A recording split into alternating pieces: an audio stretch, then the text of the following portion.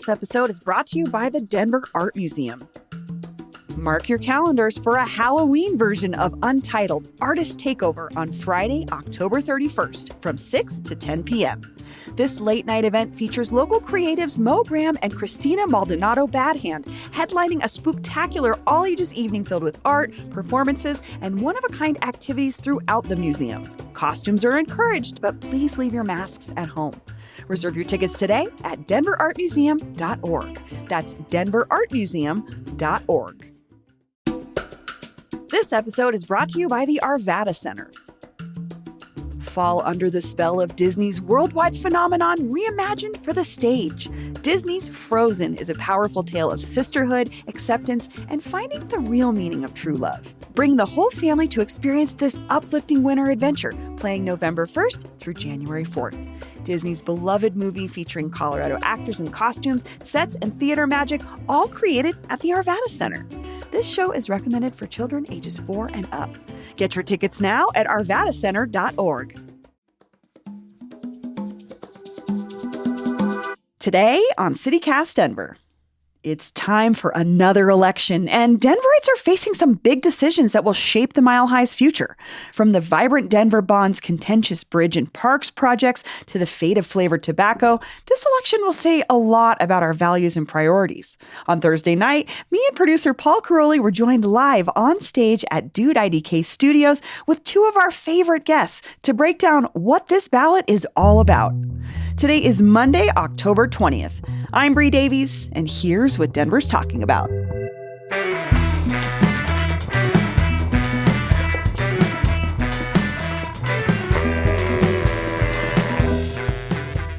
Hi, thanks for being here. Wow. Only you guys would sell out an event where we talk about a ballot. How exciting. No, we're actually super excited. Paul is wildly excited about this. Can't control himself. Let's just get started. We've got Paul, I'll start with you. Producer Paul Karolyi, come on up. Wherever you want. I don't know if that's Olivia's bag. I don't know.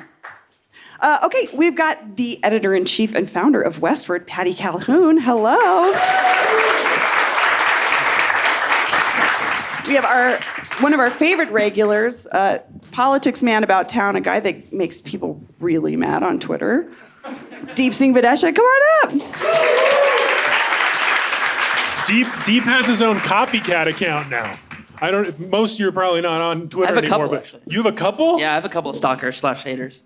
This is horrible. Yeah. No, it's not. That's how you know you're popular. Yeah. The death threats are kind of scary, but whatever. I know. I'm sorry. Bring it about on. that. I don't know why I'm apologizing for all those weirdos, but I'm sorry that happens to you. It's all Still good. sucks. It's all good. Still sucks. You know you've made it in this country as a brown man.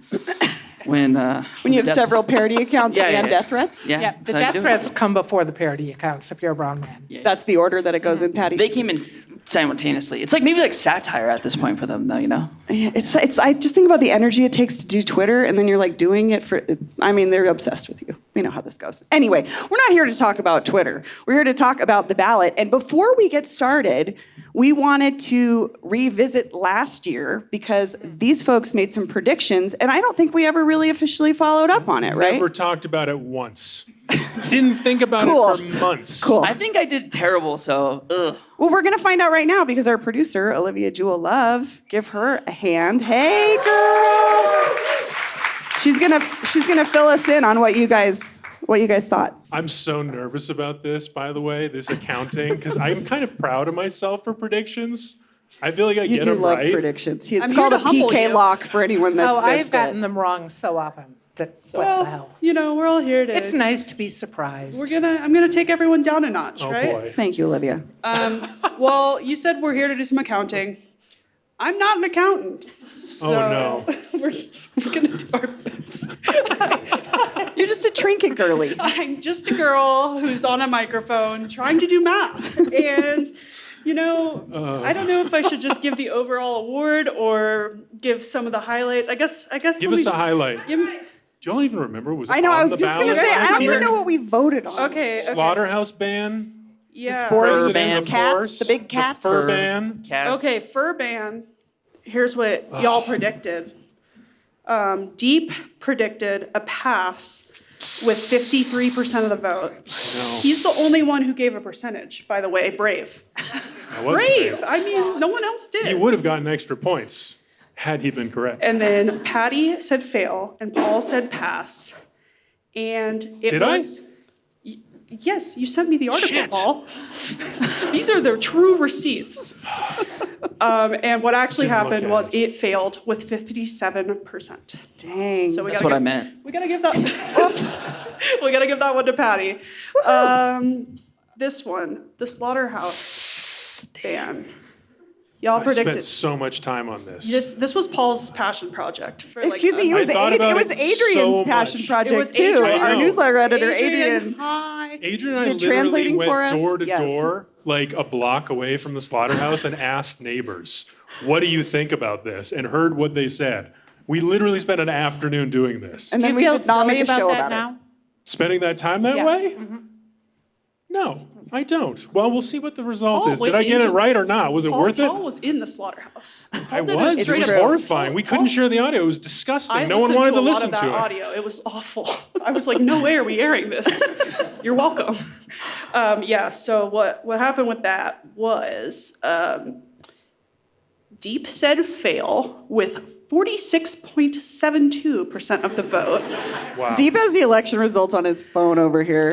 Patty said fail just barely, and Paul said fail with 40% of the vote. Oh boy. And actually what happened was it failed with 64.57%. So 64-36. Wow. That's not far from. That's close. It's pretty close. Thank Okay, you. we'll give that. I didn't say it. Patty give Patty it to said it. Paul. I don't even know what was it again? It failed, and you guys said it was going to fail with 40%. You were close. I guess Yeah, I you were think that's what I close. meant. I guess- Right? I don't know. 40, Fail, 64. because you wouldn't You were succeed. brighter than I was. Yes, thank you. Okay, good. Okay. Yeah, yeah. So I what's the guess- overall? Thank you. What's the overall? What's the overall? And then we can get to this year because that's what people want to hear, right? Well, What do we got? I guess now that I'm thinking about the math in that way, I kind of didn't do that right. Now that It's all good. Well, shit. Putting her on the spot, Paul.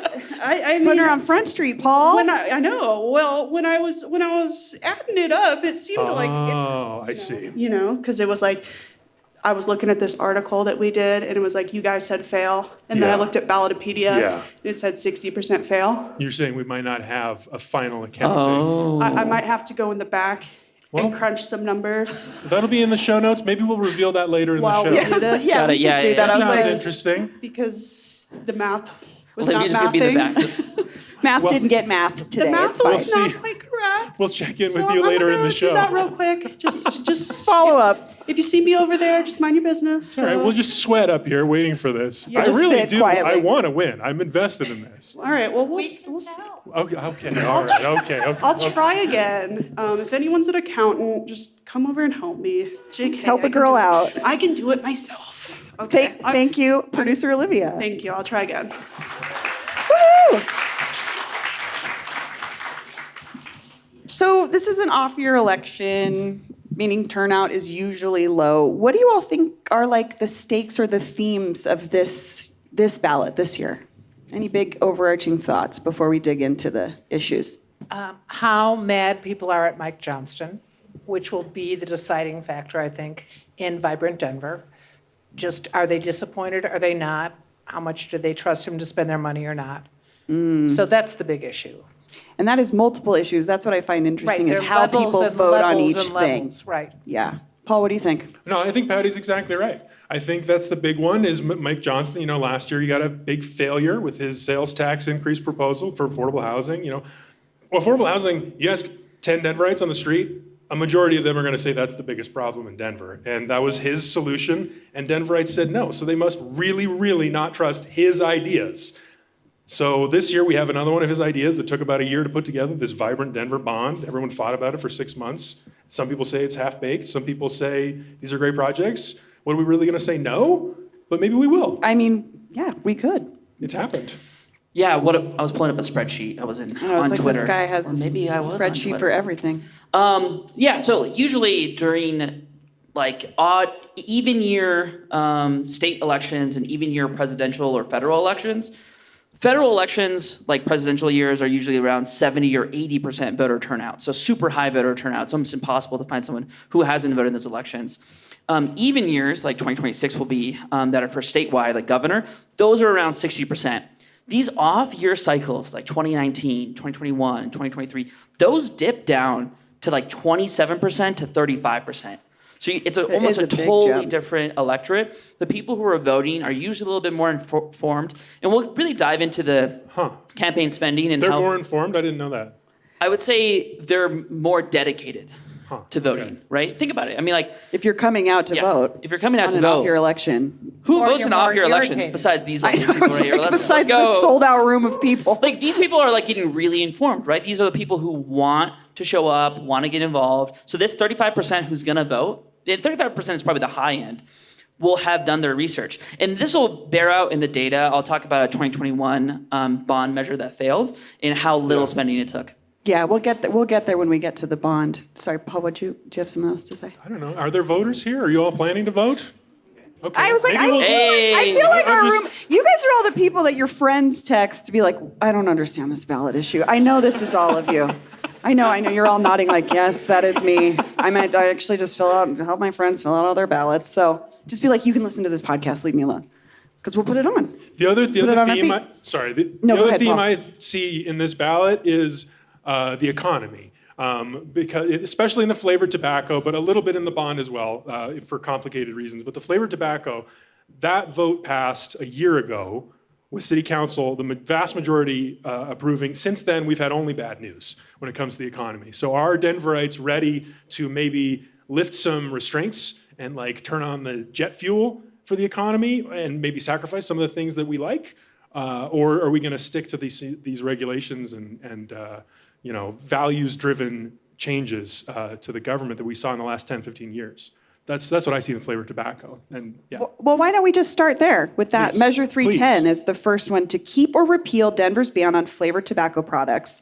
Again, like you said, a year ago, City Council made this decision. Now we will be making this decision as voters. So if you vote yes on 310, that's to keep the ban. If you vote no, it's to repeal the ban. There's some big money in this race. Interestingly enough, the Yes on 310 campaign to keep the ban has raised $2 million, 1.5 of that coming from billionaire and former New York City mayoral candidate Michael Bloomberg. What is this about? I'm very passionate about this, so I'm happy. Thank God. I'm happy I to don't know jump in. much about him. What is he about? So this flavored tobacco ban, it's part of this. Bloomberg, in particular, is really obsessed with this issue, right? It's the idea that, like, Coke is really bad for folks, so we should limit the sizes of Big Gulp and tax soda. Cigarettes are really bad for folks. Vapes are really bad for folks, so we should limit those things. It's part of this, like, sort of democratic ideology that, hey, these things are public health crises, so we should control them or tax them, right? Michael Bloomberg, in particular, is obsessed with this stuff. And he's worth $60 billion. So when he became New York City mayor, he decided to use New York City as a testing ground. If you also don't know this, New York City Mayor Bloomberg is a huge donor to a lot of moderate or centrist Democrats around the nation. He was one of Mike's earliest supporters back when Mike Johnson was a state senator, when Mike Johnson ran for governor and senate. And then when he ran for mayor, Mike Bloomberg also donated a couple $100,000, $500,000. I forgot about that. Yeah. Because it's like, So what is his previously- interest in Denver? Yeah. You know what I mean? This is a Denver-specific ordinance. Well, his guy's in there. So Michael Hancock vetoed this previously. Right. So if this happens, flavored tobacco, well, actually, when someone else goes, I'm going to pop one of we these got a Zins. Zin guy in the I got house. cinnamon Zin. Wow.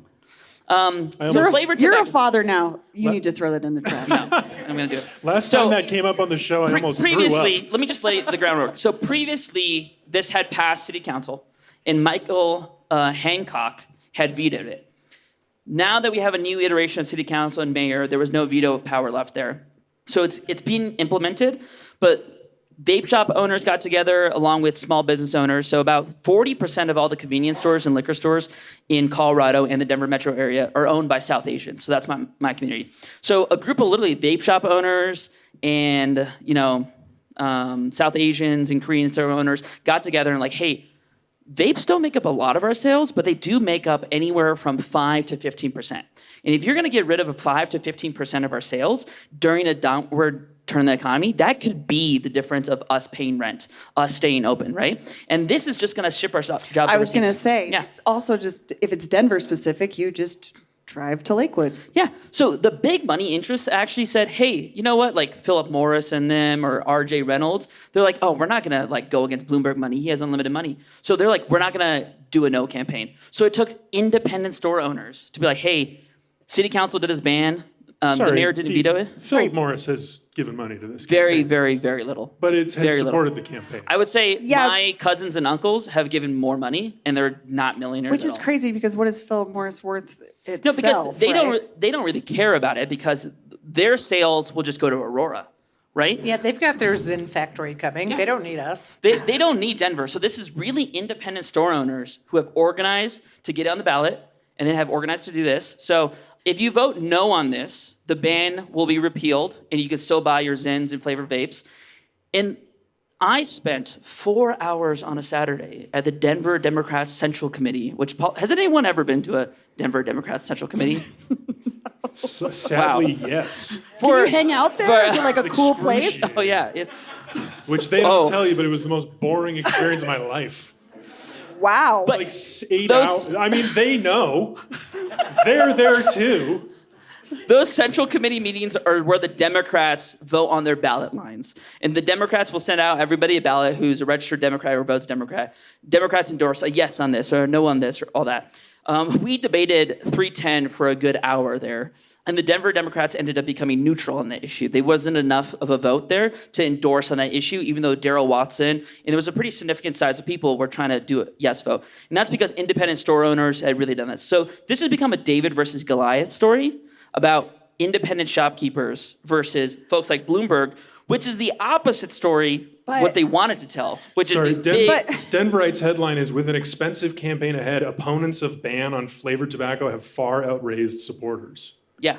But I also want to say it's like two arguments are happening that are different. You're talking about independent store owners, which is what that campaign has been running on. The other side is talking about kids and vaping. It's like almost two totally different conversations happening. Right, but if you look at the stats, which your group is, your relatives are pushing, the stats are good for teens actually dropping, that it doesn't influence, that it doesn't impact, and if you happen to want it, you'll go next door to Lakewood or Aurora. This is what So- the vape shop owners I talked to said. They said they own chains. So these are some of the leaders of this Yeah.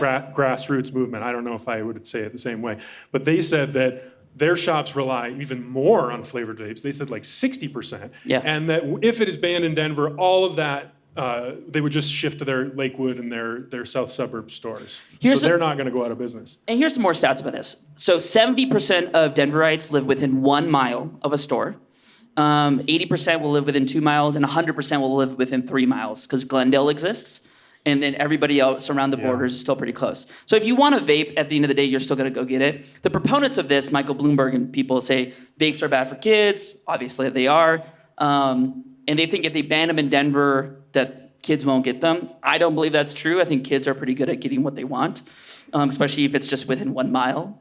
What this is really going to do is it's going to take Denver taxpayer money, and it's going to give it to neighboring jurisdictions. The estimates are about $14 million in sales tax year one. And then also, this is the most ironic thing ever. Do you all remember Prop EE? No, you'll have to remind us. For those Not listening, that we all probably for didn't those, vote on For those it. listening, everybody raised their hand in the room. Yes, loved it. Okay. Favorite.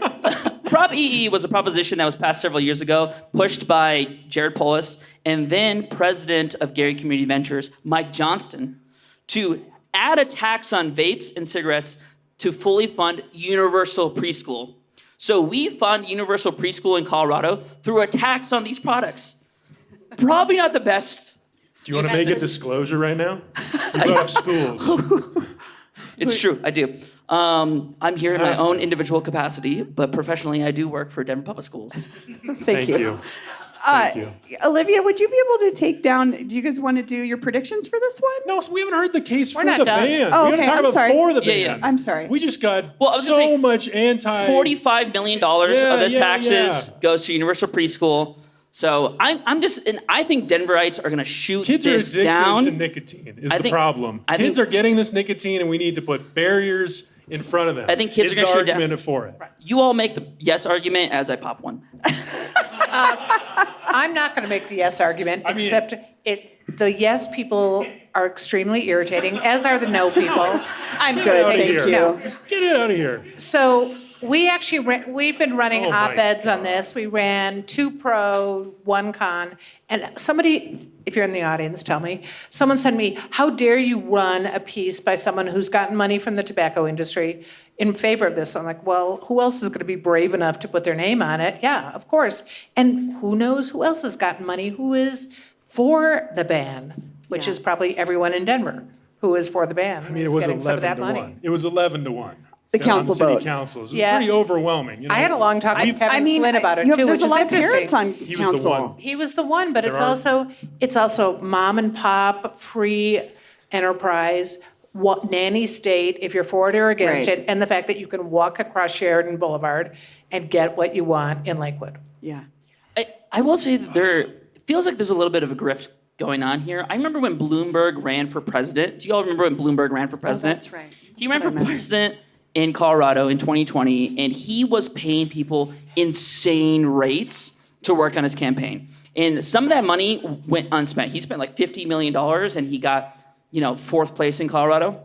He just dropped $1.5 million for this Yes on 310 campaign, and I haven't really seen any ads. I really haven't seen any YouTube ads. And the thing is, just because you have a lot of money doesn't mean it's going to be used well, and there's a lot of grift that happens. So I do think the No campaign, it's scrappy, it's passionate, they have yard raised signs. $469,000 in comparison. Yeah, if you wanna know. $2 million. The Yes campaign is $2 million. Yeah. And the No campaign, $468,000. Yeah. So I've seen those ads. They're running them. I mean, I feel like everyone does know the other side, though. Actually, I mean, we could talk about it, but it's kids addicted to nicotine, right? Do parents have it too easy? Can we help parents? There's a history of the government doing this. You know what kids Public are? schools, we fund these things. I we mean, choose- I've talked about it before on the show. I mean, I Please. smoked cigarettes in the 90s as a teenager, and there was like an advertisement in front of my school for cigarettes. You know what I mean? And then like you could just walk across the street to the gas station with your fake ID or ask your friend's cool aunt, maybe I had one, that bought us cigarettes. Auntie Jonna, I don't even want to talk about the other things she did for us, but Hey, shout out. I mean, but these ideas, you've painted them with the Bloomberg brush. You've said these ideas are associated with him and he's a billionaire and we don't like that. But there are a lot of Denverites who do like these ideas. That's why I'm not so confident this is going to go down. I think there are a lot of people here, I know many of them, who want help. I know who tons think of our parents who government are should struggling with reflect this. our values, and our values include nicotine is maybe not a good idea. Yeah. It's just an addiction. And this is a also- health case, and when you look into it, you don't see a lot of ups. You see like the bro podcasters are like, yeah, it gives me a boost in my brain. I know people like this. I take this. Some people like it. Some I'm feeling people think great. I'm sure you do. also, there is a like- point where in this addiction, you will not get the same high, you will not get the same boost, Nico kick, some people call it, that you do now, and you're gonna have to take more. And then when you stop taking it, you're gonna feel withdrawals. It's just an addiction to get you back to zero. And This is how also- help. Sorry, go on. I'm in high school smoking Marlboro Reds. Have you guys ever smoked those? It's so harsh. I would have been bubblegum vaping all fucking day for sure. It's way easier. So I see why parents are like, I see this on the precipice. I don't know what to do about it. Like, I had a friend tell me that she caught her daughter covertly. Her friend drove up and brought her a vape like to her house that she had bought from her friend. Like, I honestly do think a lot of parents are like, is this at least one step we can take? What they might do, I mean, when I talked to the vape owners, they had other ideas for other regulations. They wanted like more security at the sites because they say kids come in and they just buy it, or they find it somewhere else, or parents come in and buy it for their kids. And there's other ways to regulate this thing. I wonder if this goes down, we might see like a huge tax on flavored vapes instead. Like, what if it was just way more expensive than we were generating money from this? So I think that at the end of the day, if you're talking about policy and what good policy is, we know that bans on drugs like this and substances don't work, right? Guess what's banned and illegal? Fentanyl. Guess who could probably go get fentanyl right now? Anyone in this room, right? Not as easy as I could get Zyn. The thing is, bans don't work. And New York City proved this. Is New York City banned flavor vapes, and you can still get flavor vapes everywhere in New York City because you just walk up to a kiosk and you're like, hey, do you got any bubble gum?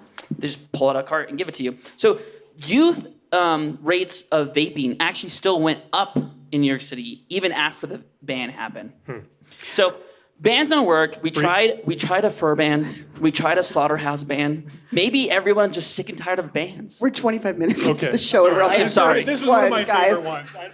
We can I'm like, we have like a very long, You're and right. we're not here You're all right. night. Remember, Sorry. our friends here at Dude IDK Thank you. Studios will want to go home. Do you guys want to make some predictions before we move on? Yes. Okay. It's going to pass.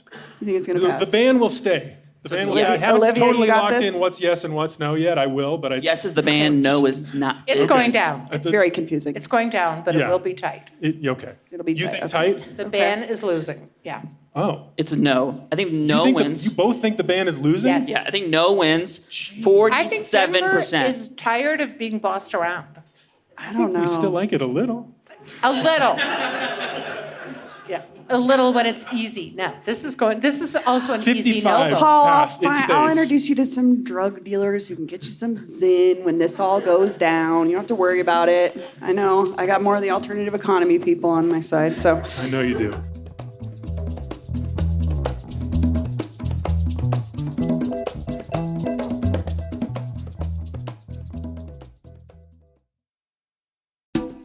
This episode is brought to you by Denver Health. Denver Health has a secret, and now you can get in on it too. Denver Health Lean Academy has been guiding our city's healthcare organization for more than 20 years. Lean helps Denver Health provide great care through great systems. Great systems come from listening to the people who do the work and empowering them to make small improvements every day. Lean can teach your teams how to be more efficient, solve problems, and create a culture of continuous improvement. It gives teams the tools and training they need to enjoy a better workday every day. So, whether you're in healthcare, government, business, or even a different industry, trust Lean to work with your teams to improve the way they work. The Denver Health Lean Academy is available to organizations and individuals of all sizes. Transform your workplace today. Visit denverhealth.org/lean or check the link in our show notes. This episode is brought to you by Denver Film, because movie lovers across the city are getting hyped. It's almost time for Denver's biggest celebration of cinema, and you don't want to miss it. I'm talking red carpets, celebs, Hollywood moguls, exclusive parties and VIP events, and you can be a part of it. Honestly, I've always had a great time at Denver Film Fest. Not only do they bring out so many good movies that you can just show up to basically a random theater on a Tuesday night on a whim and see something interesting, but you also have a chance to dress up nice, go out to a packed screening of one of the year's best, because they always bring the best. The Film Fest returns for its 48th year, running from October 31st to November 9th. They're featuring over 200 of the world's best new films, as well as all kinds of other great events. Choose your adventure and get tickets at denverfilm.org. That's denverfilm.org. Let's move on. This one actually will be really quick. It's referred question 2F, change the name of the Department of Excise and Licenses to the Department of Licensing and Consumer Protection. I really only bring this up because Paul talks to Eric Escudero at the Excise and License like every week. You guys are like pen pals. I mean, he's the best guy. He's a he great tell you- bureaucrat. He is. He's the number He will one talk to all of city. us. He should get an award. We should give him an award. We were going to all give him an right, award, noted. but we figured it would get him in trouble.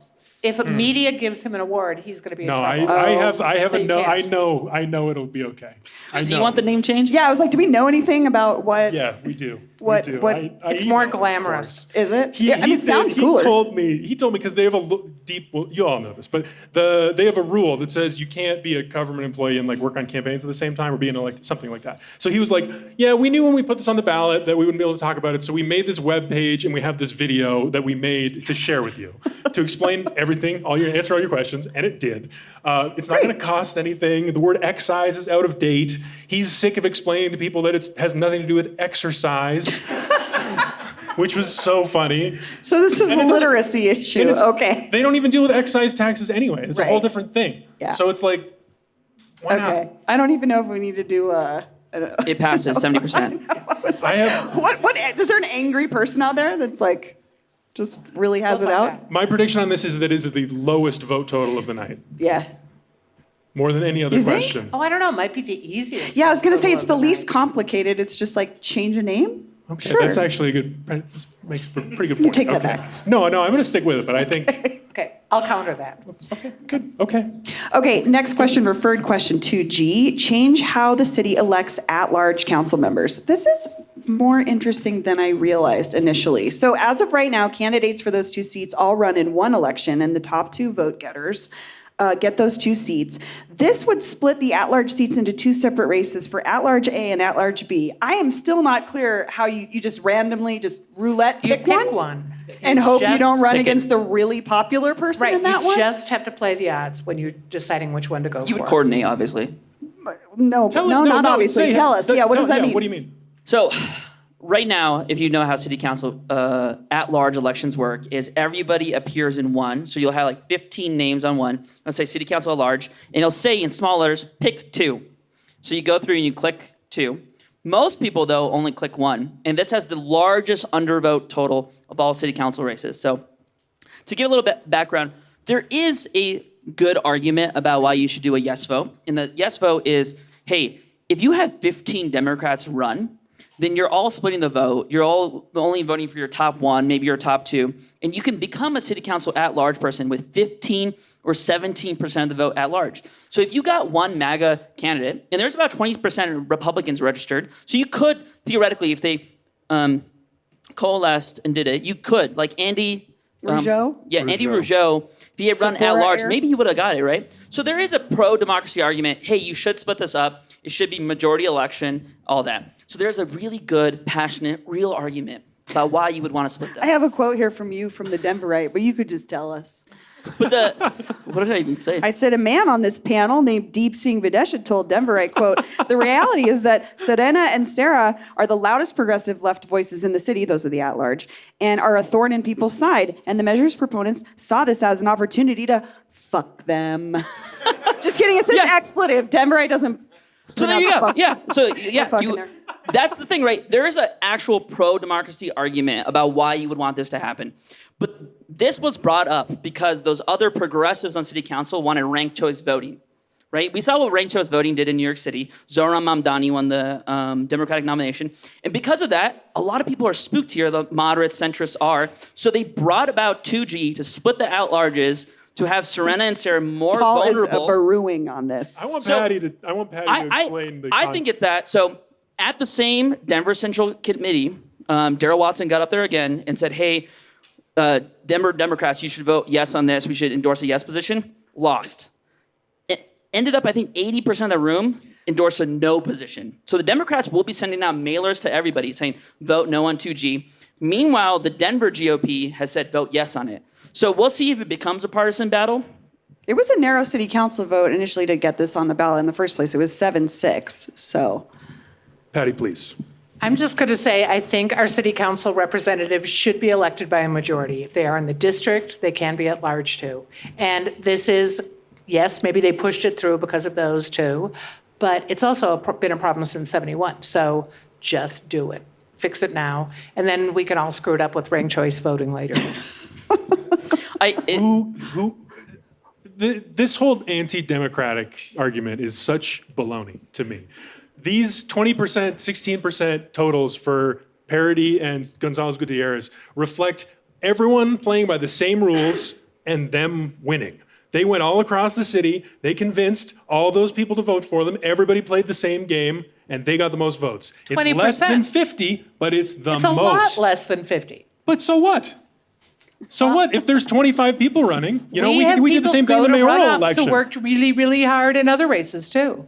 Let them go to runoffs. I mean, let it be at 50%. Honestly, I don't actually think the other way is wrong. I just think that all this this bickering about whether or not one is disenfranchising or not is so hypothetical. And practically, once it gets to the actual ground game and people are running against each other, politics sorts itself out. Once you vote, the winner wins.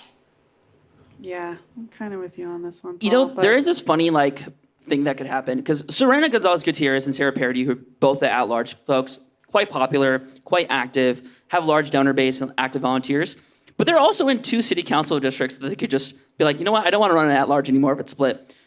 Sarah Parody, I believe, actually lives in Darrell Watson's district. Oh, District And 9. Serena lives in Jamie Torres? Councilwoman's Sandoval's. And Sandoval has been rumored that she's done. So Serena could just run for that seat. I think Serena's going to be fine. She actually got twice as many votes as Mike Johnson did on the first ballot. So I think she's quite popular and she'll be fine. Is that anti-democratic? She got more votes than our current mayor? Is that a system that's broken? We don't want her to win?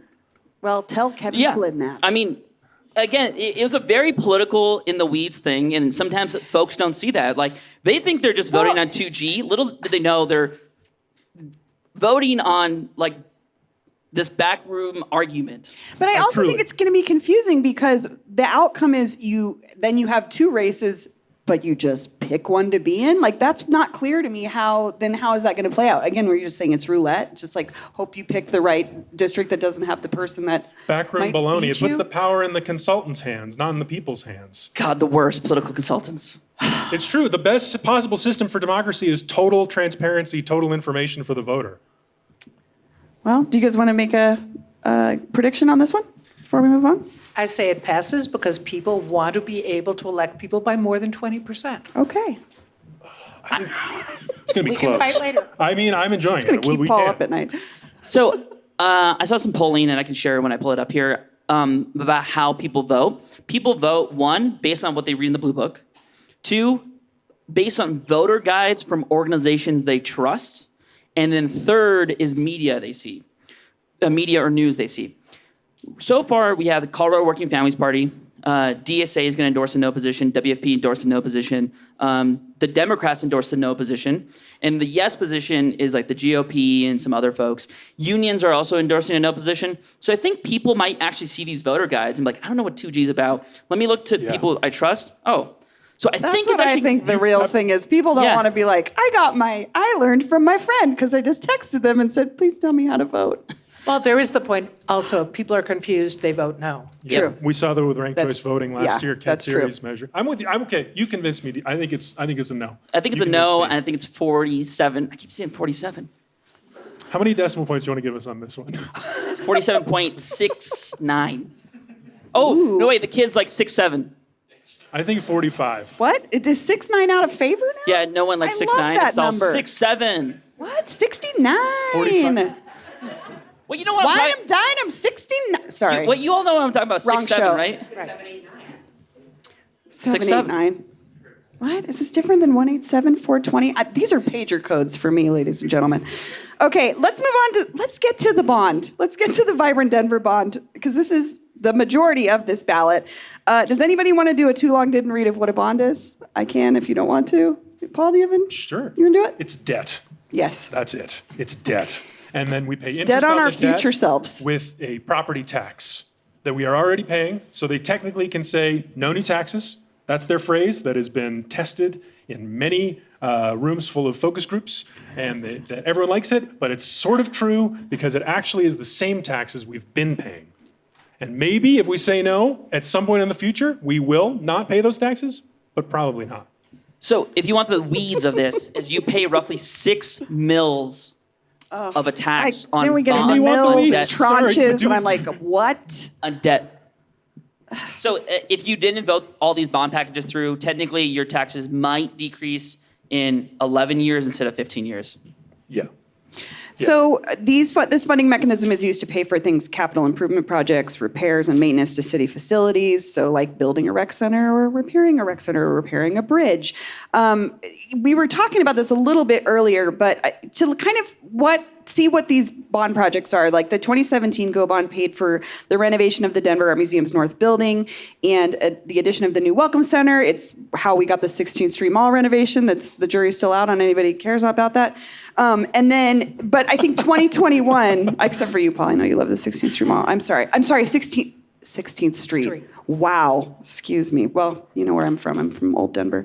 But in 2021, this was the most memorable case, I think, recently of folks saying no to just one thing on the bond. Let's talk about it for a minute. This was the National Western Center expansion. Hancock was all in on it. I mean, a lot of folks were all in on this. Patty, what do you remember about this bond, particular part of the bond? The replacing the Coliseum with another entertainment type venue And I think it was partly because Hancock was so for it that people are like, we're going to vote against something. We're not giving you everything. And that was the easiest one to do. And there was a grassroots campaign against this one part of the bond. That was like, we don't need that. We need bridges. We need roads. We need libraries. We need rec centers. We don't need another entertainment venue. Are we going to go through each one, by the way? Yeah. Okay. In retrospect, I think you actually have to give former Mayor Hancock a lot of credit for putting a public financing question for arena construction up to the voters, which we have not seen this year. That's true, and we've got 2 arenas. He let us choose, and the city said no. Well, we could have arenas without bridges and roads to them. Well, we could, but that's a different question. We'll So- talk about that in a minute. So to zoom out, the whole bond is $950 million. It's by state statute, it has to be split into 5. Or not 5. It has to be split into like categories or something. So it's like transportation, facilities, health and human services, housing or something of that nature. So it's split into 2A through 2E. 2A is the largest one. It has the viaduct the replacements transit, and the Santa Fe Art District ones, $450 million roughly. That's the one that's had an opposition campaign to it. And that's why I want to go back to this Western stock show thing. So in 2021, they also had a bond package. It was about 5 questions as well. They spent about $2 million in favor of all those bond packages, right? $2 million in total. The no campaign against the Western stock show or the Western arena that we're going to do only spent $5,000. Yeah, it's And kind of amazing. And they got the no by 57. So it was 43% yes, 57% no. So in the business, we call these glass jaws. That means you don't have to spend a lot of money in order to get a big result. So every single bond measure might have its own glass jaw. And if you look at the numbers right now, is the bond package in total has spent about $1 million. They'll probably spend another $1 million, so they'll still spent $2 million in the bond package. But so far, against 2A, there's $8,000 against it. So if you had to look at one that might have a little bit of a no push to it, it might be 2A, and the other one's 2D, which I can get to when we talk about it. Yeah, I was going to say, let's talk a little bit, though, about the campaign financing for the bond in general, for the Vibrant Denver bond, because there's some interesting money stuff happening here. Is $50,000 each from SCFD Tier 1 organizations. We're talking like the big 5, the Denver Art Museum, Botanic Garden, Zoo, DCPA, Nature and Science. What's interesting about this is $50,000 are coming from each of these organizations that also will get something from this bond. And they also already get our tax through SCFD. So that's what sort of the no opposition has been pushing up against. I think they filed a complaint with the clerk and recorder They about did, it. which got tossed. Yeah. It's also interesting, they're getting so much less than they asked for. I mean, Really? every one of those arts institutions was asking for like 20 million, and some went down to 1 or 5. But they can easily, they've benefited before. So it's not a surprise that they're throwing in the cash, but it is our cash. Yeah, it is our money. Also, the city's kind of small, you know? Like, these people all know each other. The heads of all these Tier 1 institutions, these are like hotshots with big salaries. You know, we were just looking this up the other day. Someone was, one of these, the DCPA head was making like $300,000 a year. Like, Yeah. they're on first name Well, basis she used to with be the the mayor. Yeah. She used to be Chief of so-and-so, staff. so-and-so She was used to be Hancock's so-and-so, chief of so-and-so. staff. So they get their projects in the bond. They have better infrastructure. They know the people. They're going to get themselves in there. They're going to give a little money. I was so livid about that, Patty. don't know. My point Sit was, and it's never just done like- an art thing in her life, runs the DCPA. Anyway, that's a personal Can action I I- have to grind. Okay, a little bit more on the money. $60,000 from Larry Meisel. Real estate firms, developers, lobbyists, CEO of the Colorado Coalition for the Homeless, who used to run the city's housing office, also put in money. So that's where that money's coming from. The opposition, like we talked about, the Citizens for No New Debt filed a complaint with the clerk and recorder's office over these donations from the Big 5, and the clerk dismissed it. But we kind of talked about this a little bit earlier. Johnson's affordable housing ballot measure that failed last time. Is there any comparison here with him putting all this energy behind this bond? Are people going to say, well, I don't want to support because I still don't think he's got a clear vision, or I don't agree with the projects? I think the biggest difference is people in the bond are going to say, ooh, I'm going to get something out of this. Me, in Which my is how neighborhood. they design it, why they design it the way they do. And it's the whole point. I mean, it's like, it's no conspiracy. It's the whole purpose of these things is to get the buy-in through the, it's incredibly boring, but it's the stakeholdering process of going to the communities and asking people what they think.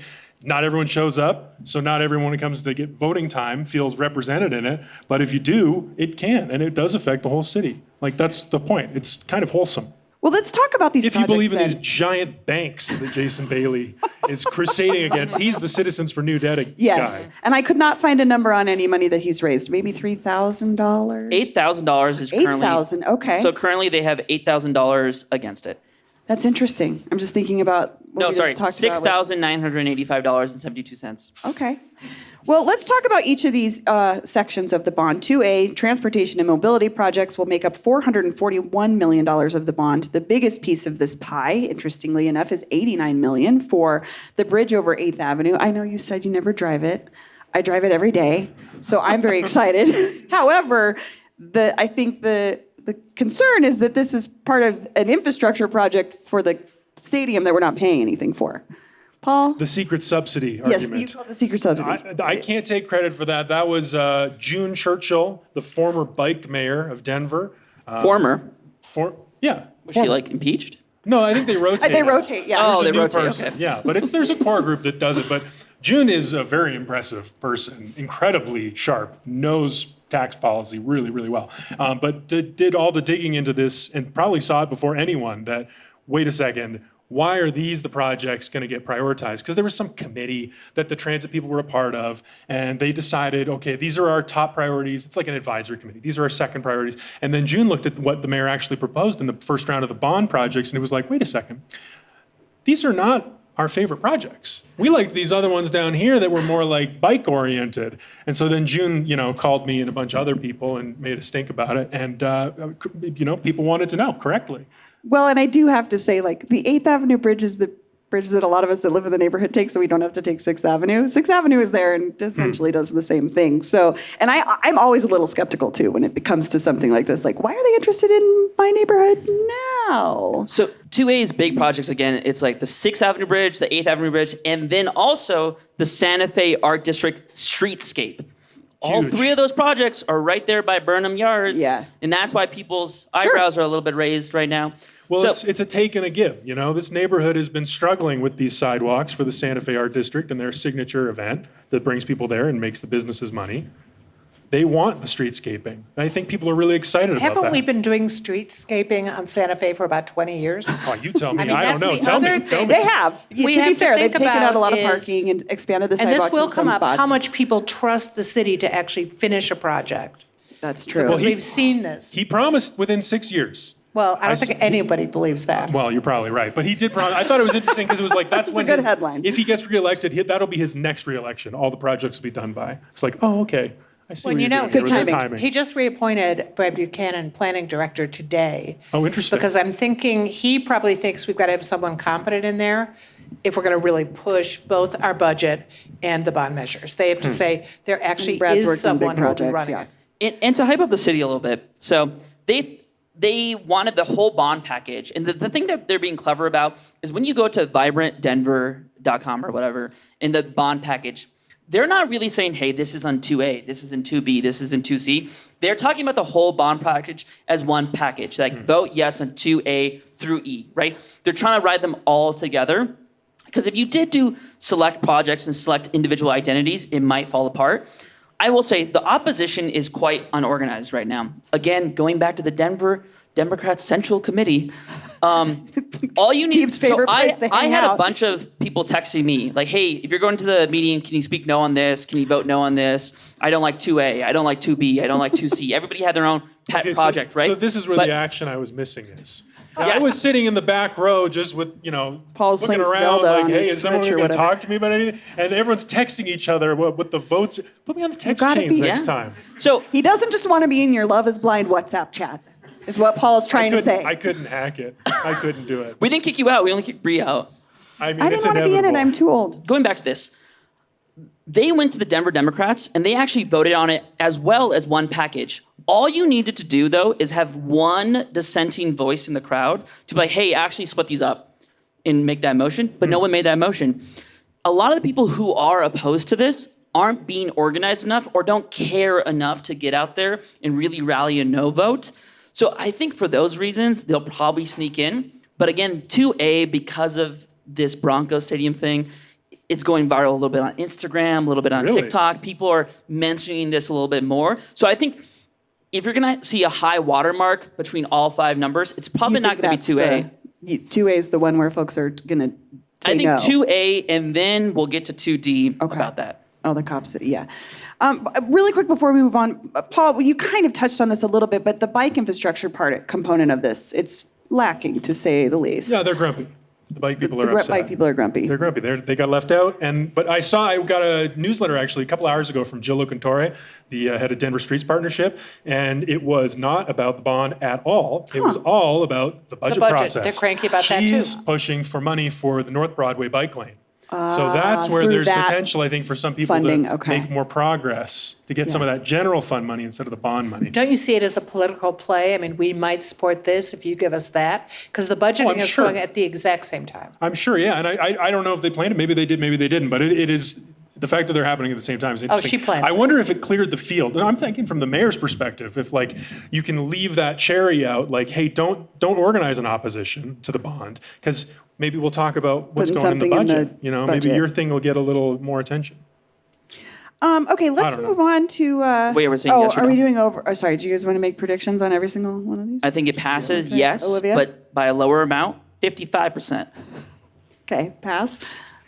I think this one will pass, but I think another one might not. Okay. 2A? We're just doing 2A? Yes. 2A. Just 2A, Paul. 441 million. We're not the Democratic Convention. I think it's going to pass. Between 55 and 60%, I think it'll pass. Wait, if it helps, 55 and 60. does it help to zoom out a little bit about the bond package real quick? So it's, again, $950 million Total. total. 2A is $441 million for transportation infrastructure. So almost half of it. Yeah, 2B is $174 million for parks and rec, which includes the Park Hill Golf Course. 2C is for health and human services. That's $30 million. 2D is for city facilities. That's $245 million. City facilities is a nice way to say it. And then 2E is for housing and shelter projects. That's $59 million, right? So they're all split up into that, and you'll see that on your ballot language if you have your ballot in front of you. So that's to zoom out. So right now we just talked about 2A. Yeah, now we're going to talk about 2B, which is the next biggest pot. I'm sorry, no, it's not. That's the city facilities. But this one has a really interesting component to it. So it's $175 million roughly. It includes small park upgrades. Paul, you'll be happy to know that Garland Park is getting a new playground. So I know you care. But as a person that almost died on the other playground like 2 playgrounds ago, I'm very excited for this. Your pool, Cook Park, will be getting some improvements, as well as like the Ozalon pool replacement. But the big one here is the $70 million for the Park Hill Golf Course. Mm-hmm.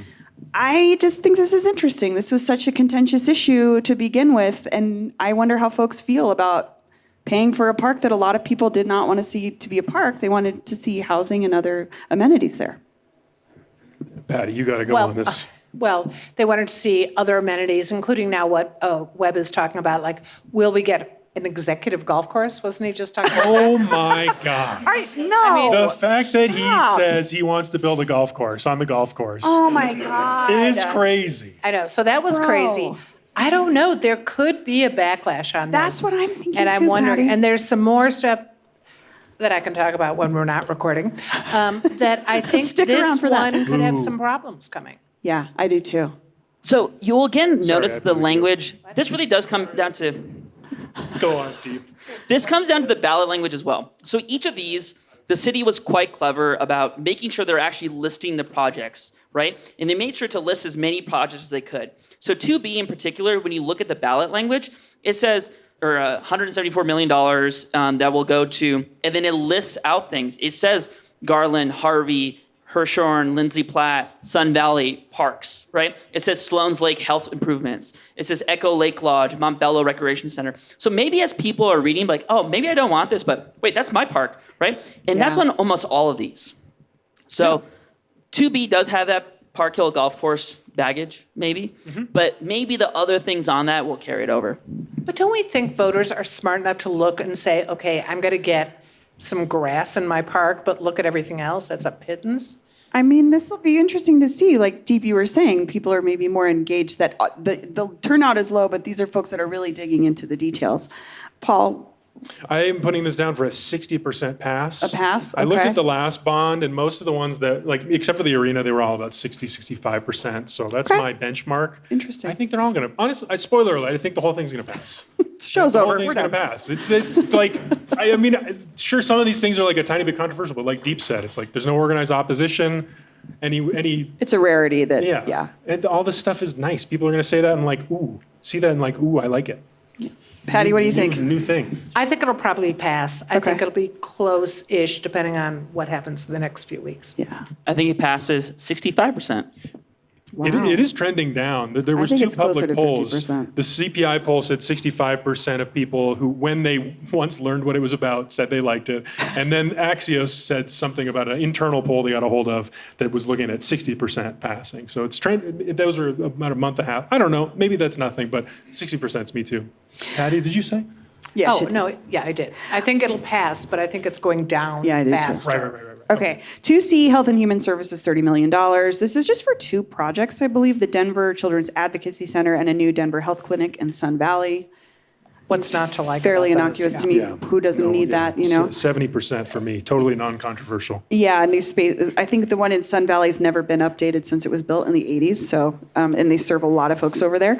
Okay, Yeah, and I then. think that's past too, Yeah, I was probably like yeah, I 70%. don't know. The bullet points on that is pretty pretty simple. good to read. It says building a new Denver Health Westside Family Health Center Yeah, to that's provide the Sam Sandoz affordable medical services. I think people are seeing 30 million. Yes. Yeah, it's a very busy clinic.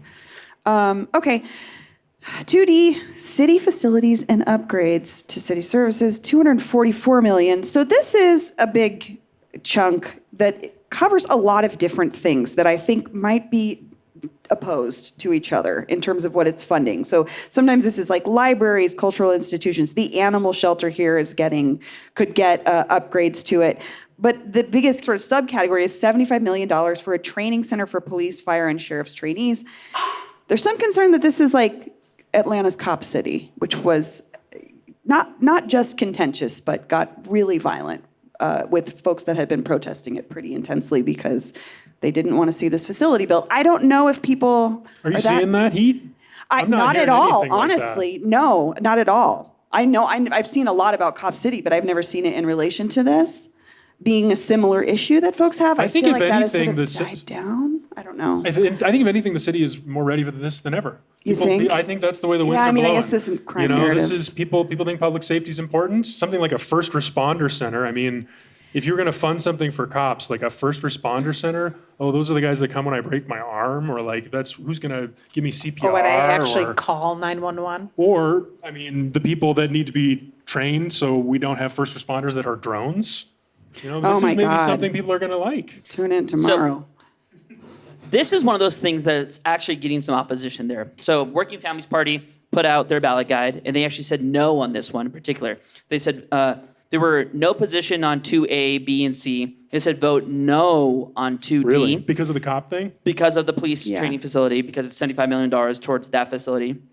And then DSA right now is considering their ballot guide, and they're also leaning on a no on 2D. So those people, you got to remember, are texting and mailing and emailing their listservs. They are pretty active, right? If you're part of those organizations, you're people who don't miss elections often, right? So those people have it. Notably, when it comes to 2R that the Denver mayor tried to pass, he narrowly failed that one. That was the sales tax. The sales tax one. For affordable housing. That was the Affordable sales tax housing, one, yeah. but he narrowly missed it by like maybe 1,500 or 2,000 votes.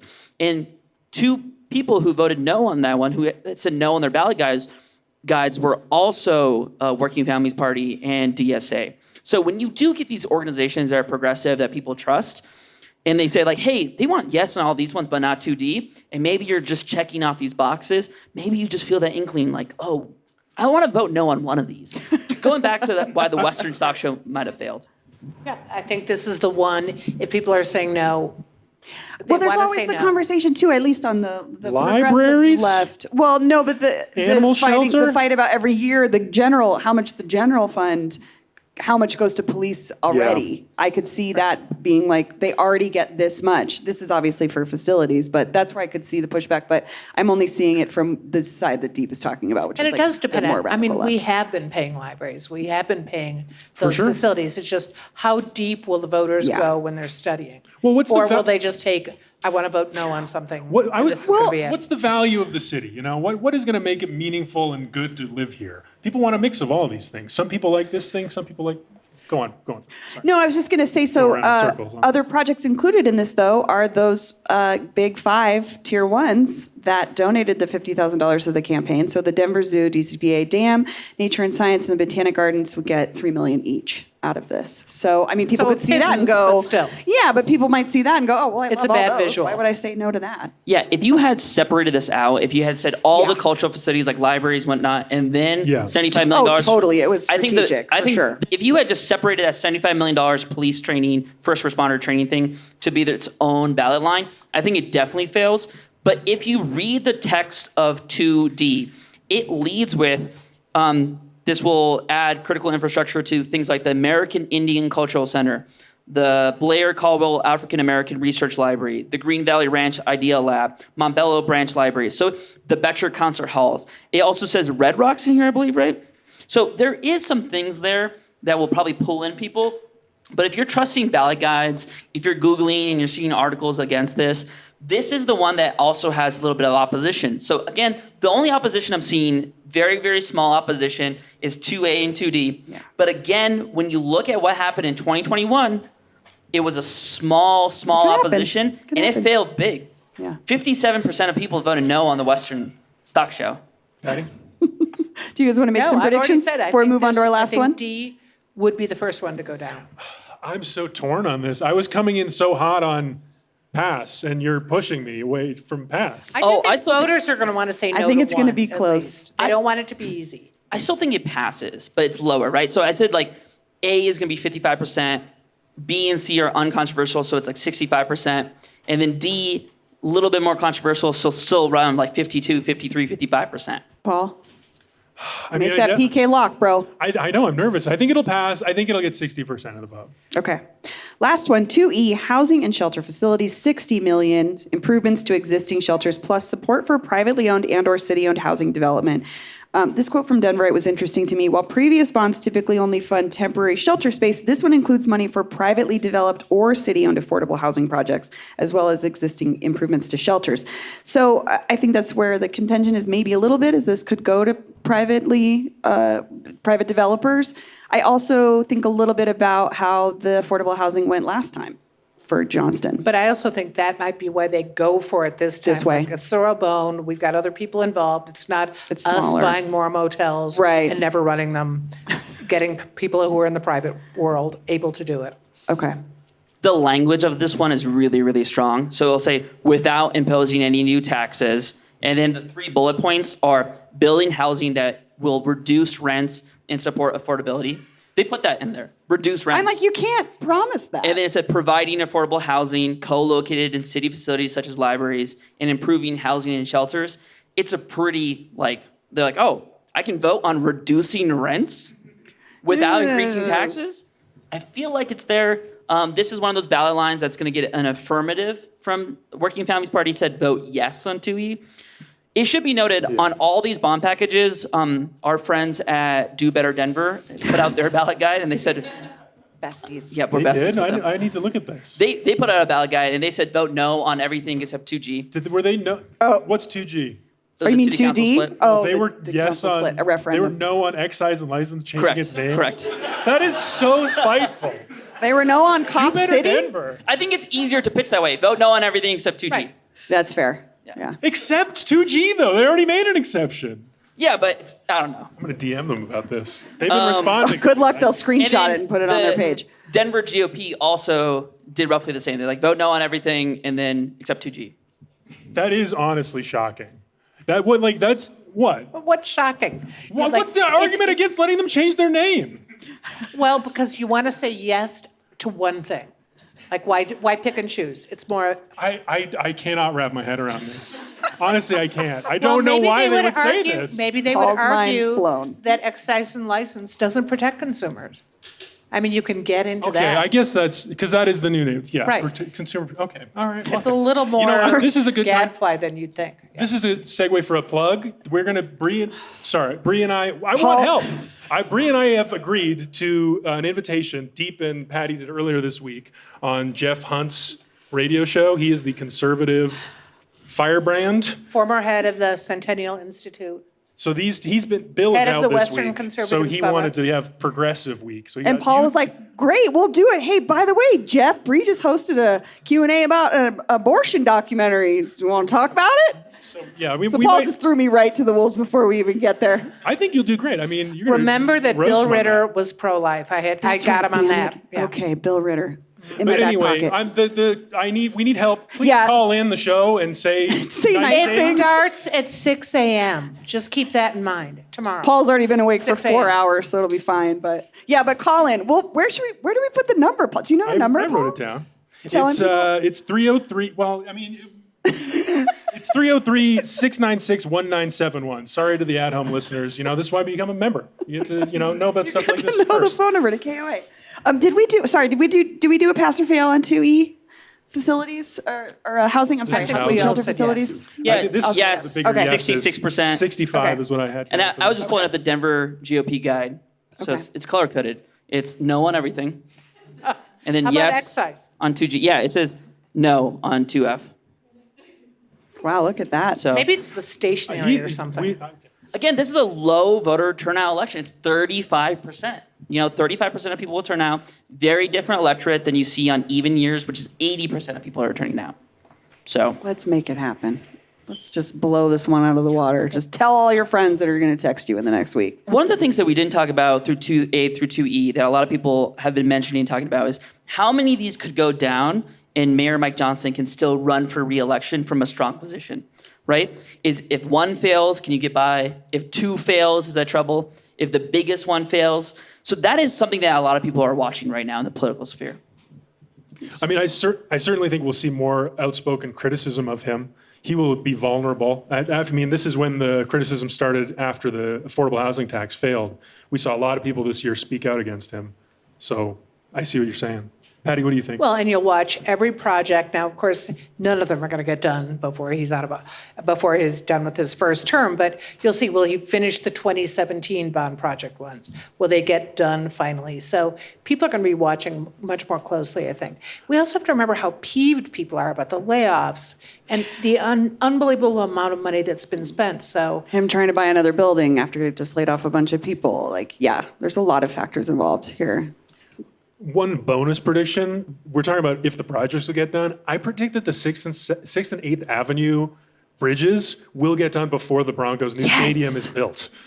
I don't care about the 2030. stadium. I just care do you about this think bridge. any of us would argue that one? No, but I'm just saying. If it passes, yeah. That one's going to happen. I'm It's saying gonna he be the made an best easy, looking he bridge called an we've easy ever shot. seen. Right now, that bridge sucks. Again, the great. city did say that they were going for shovel-ready projects, and they want these to move very, very quickly. And Yeah. It's 1,700 jobs that will be made. So those are probably the biggest ones that would make sense to prioritize. Or if we get a snowstorm and he doesn't get the plows out and then he loses the election. You never know. Well, Paul, Patty, Deep, thank you so much. This was great. Thank you. Thanks, Bree. Thanks, guys. Thank you all for coming. Woo!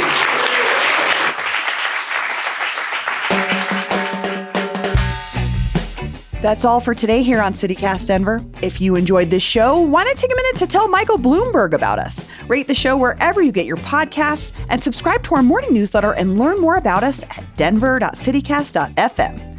And thanks to our new neighbors, Maxine A. and Amanda H., who just joined our membership program. You can support this show and get great perks by becoming a CityCast Denver neighbor today at membership.citycast.fm. We'll be back tomorrow morning with more news from around the city. See ya.